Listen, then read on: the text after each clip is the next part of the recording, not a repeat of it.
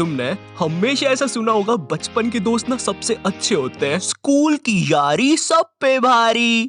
मेरी कमर, नीचे उतरो भाई, नीचे उतरो जल्दी। तुम्हारे दादाजी ने भी तुम्हें अक्सर उनके बचपन के किस्से सुनाए होंगे। ये देख बेटा, ये संतोष है, मारो बचपन को दोस्त। संतोष और मैं बचपन में अठन्नी का क्रीम रोल खाते थे, कुरुम कुरुम। एंड चलो ठीक है, मैं मानता हूँ बचपन के दोस्त अच्छे होते हैं, मगर बेटे एक बार मैंने और संतोष ने ना सुरंग खोद दी थी, सोना निकला था उसके अंदर से, फिर सरकार ने हमें डंडे मारे थे। ये देख निशान। दादाजी हो गया आपका पार्ट, मेरे को वीडियो आगे बढ़ानी है।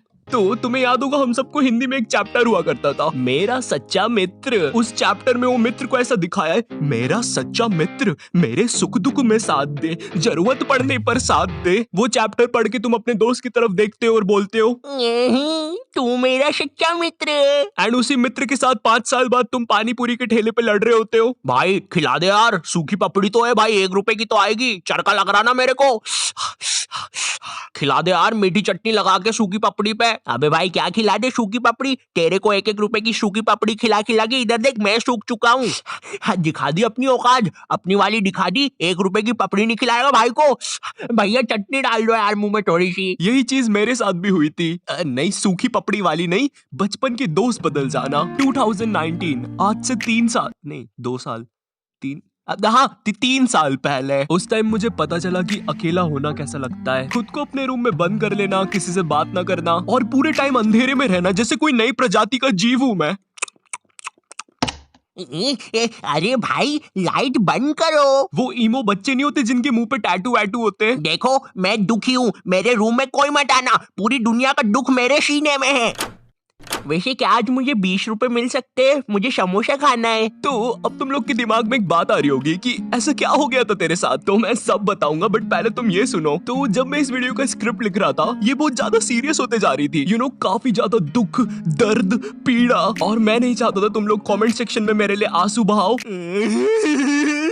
चुप हो जाना भाई, ऐसे नहीं रोते यार। तेरे को बोला ना रोते नहीं है। तो मुझे ये वीडियो को सीरियस नहीं करना था, मुझे इसे अपने टाइप का बनाना था, लेकिन इस वीडियो में तुम्हें नॉटू टाइप से ज्यादा आयु का नजरिया दिखेगा। लेकिन भाई ये आयु कौन है? अबे साले मेरा नाम है आयु। तो 12th क्लास, ये वो क्लास है जिसके सारे बच्चे ना मुझसे नफरत करते थे। क्यों मगर मैंने ऐसा क्या किया था? क्या मैंने इनके बुढ़े बाप को सीढ़ी से धक्का दे दिया था? नहीं, ये सब होता था मेरे कुछ बचपन के दोस्तों की वजह से। अब उनके रियल नाम बहुत ही ज्यादा गवारे, इसलिए हम उन्हें नए नाम देंगे। तो मिलो एंडी से। मुझे नफरत है इस बंदे से, अगर मैं टाइम में पीछे जा सकता तो मैं इसके साथ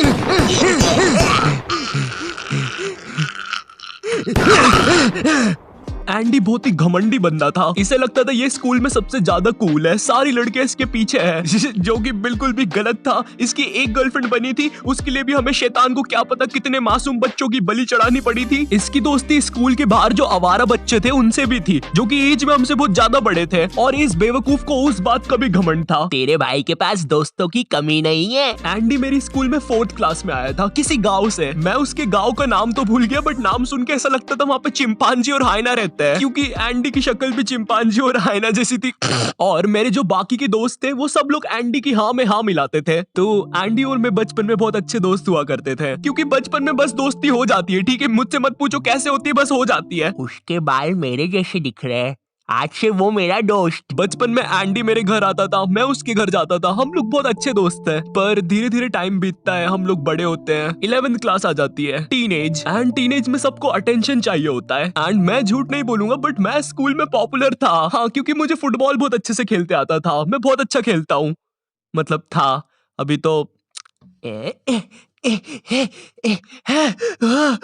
अब मुझे तो स्कूल में अटेंशन मिल जाता था, मगर एंडी को नहीं मिलता था। एंड उसे इस बात से बहुत ज्यादा जलन होती थी, तो वो मुझसे बहुत बेकार तरीके से रहने लग गया था, मुझसे बात नहीं करता था। मुझे समझ नहीं आता था ये मेरे साथ ऐसा क्यों कर रहा है। उसकी जलन इतनी ज्यादा बढ़ गई थी, उसने मेरे बाकी दोस्तों को भी भड़का दिया था कि कोई मुझसे बात ना करे। वो चाहता था कि मैं भी उसकी हाँ में हाँ मिलाऊं बाकी बच्चों जैसे। हमारी बहुत ज्यादा लड़ाई होती थी इस बात पे, और एक पॉइंट पर उसकी जलन इतनी ज्यादा बढ़ गई थी, उसने पूरी क्लास को भड़का दिया था मेरे नाम से।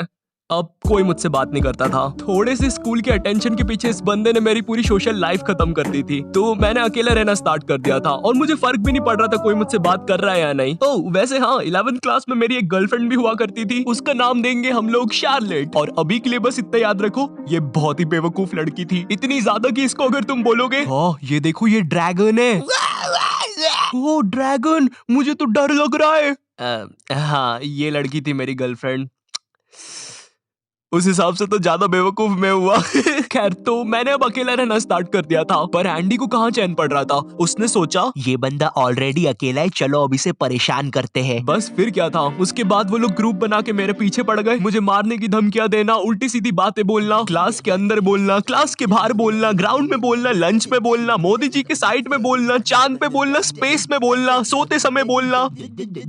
अरे बस कर यार भाई, स्कूल में आऊंगा, स्कूल में बोल लेना यार। मैं स्कूल में बहुत ज्यादा बुली फील करने लग गया था, मेरा स्कूल जाने का मन नहीं करता था। इतने सबके बीच अगर मेरे पास कोई बात करने के लिए था तो वो शार्लेट थी, वो मुझे अच्छा फील करवाती थी, मगर वो बेवकूफ थी, ये चीज हम नहीं भूलेंगे। मैंने अब घर से भी बाहर निकलना बंद कर दिया था, मुझे डर लगता था यार, क्योंकि एंडी के बाहर आवारा दोस्त भी होते थे और मैं बस 17 का था। मैं नहीं चाहता था मैं जैसे ही बाहर निकलूं वो रहा मारो।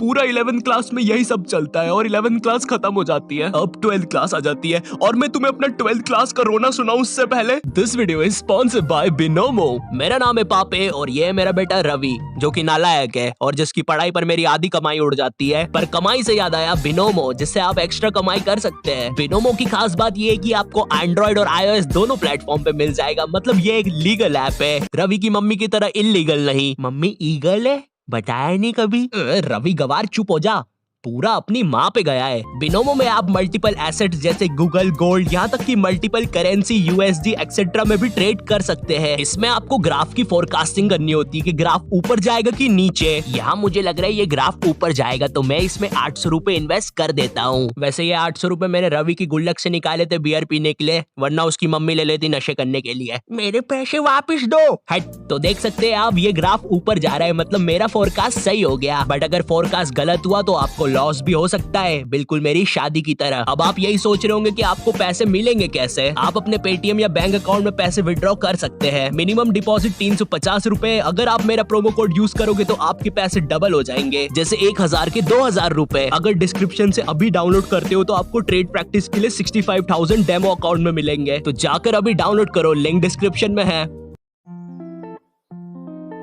तो अब 12th क्लास आ गई थी है, और मैंने सोच लिया था कि मैं कोई भी दोस्त नहीं बनाऊंगा, किसी पर भी भरोसा नहीं करूंगा सिवाय अपनी बेवकूफ गर्लफ्रेंड के। वाओ, फिर तो सब कुछ ठीक हो गया होगा ना, नॉट योर टाइप पापी। हाँ? पापी। अरे भाई क्या हो गया?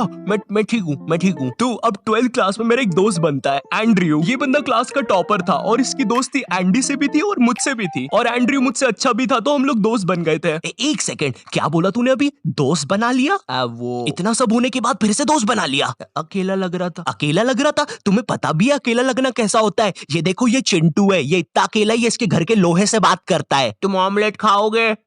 बताओ यार, तुम मुझसे कभी सीधे मुंह बात भी करोगे? बेचारा चिंटू। नहीं, चिंटू बेचारा नहीं है, बेचारे अब तुम बनने वाले हो। एंड्रयू और मैं काफी अच्छे दोस्त बन गए थे, हम लोग साथ में ही पढ़ाई करते थे। मुझे ऐसा लगता था कि हाँ अब सब कुछ सही हो जाएगा, पर पता है अक्सर जैसा तुम सोचते हो वैसा होता नहीं है।